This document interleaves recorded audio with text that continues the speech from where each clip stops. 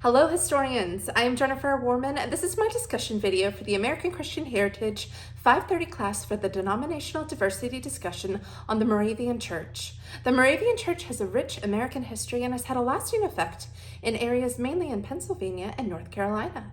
I will attempt to illuminate the historic importance of this denomination, conceding that according to course guidelines, historians must be honest and objective in their research, understanding it is God who has established order, intelligence, and truth, and recognizing the Bible and history teach all men to recognize their human limitations. The Moravian Church came to America in the 1730s and finally settled in Pennsylvania. The Moravians, or Unitas Fratrum, Unity of Brethren, it has been officially known since 1457, sought a homestead where they could focus on their highest goal of right living. Despite sharing the quintessential Protestant polity and ecclesiastical structure of bishops, presbyters, and deacons, they stood out from their Baptist and Presbyterian brothers by hyper-focusing on this good work and state of living. Not so much proper doctrine, but with an emphasis on spiritual equality. This spiritual equivalence was rooted in their Christology and understanding that to parallel and reflect Jesus' actions and deeds was the Bible's charge and a way of leading folk to Christ. The description of Jesus was the prescription of the Moravian.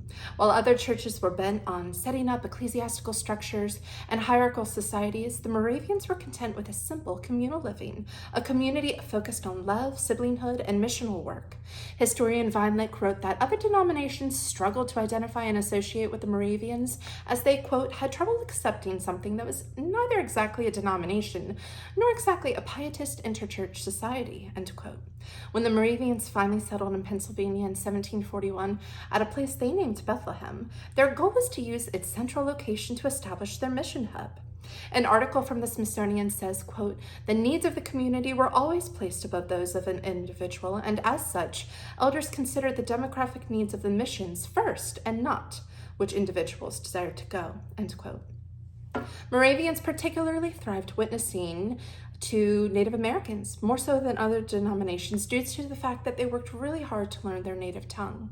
As social and spiritual equals, the sign of respect earned them the hearts of their Native American brethren, and this faith in God was tested in the horrific Moravian massacre of 1782. Benjamin Franklin reflects on the slaughter in a letter saying, abominable murders committed by some of the frontier people on the poor Moravian Indians has given me infinite pain and vexation, end quote. 95 Moravian Christian Native Americans, men, women, and children, were taunted for their faith and devotion to pacifism, tortured and brutally executed by the Pennsylvania militia. They clung to the Moravian teachings up until the harrowing end, and this slaughter rings bitterly in history, its grief stretching over time. Teddy Roosevelt grieved to remember, claiming, quote, a stain of frontier character that the lapse of time cannot wash away, end quote.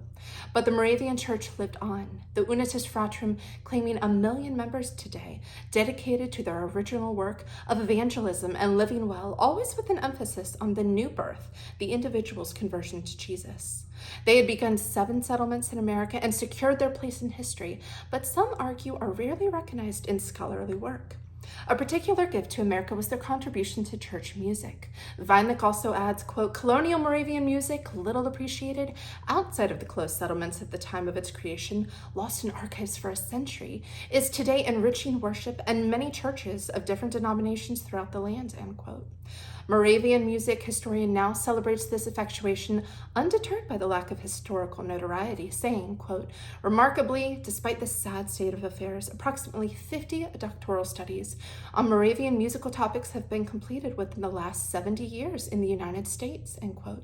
This reestablishes the Moravian Church and its rich American history as necessary study and gives way for future scholarship. I hope to honor it accordingly in this discussion review, and I'll end with an Augustinian quote, Moravians abide by and hold dear. In essentials, unity. In non-essentials, liberty. In all things, love. Thank you and stay curious.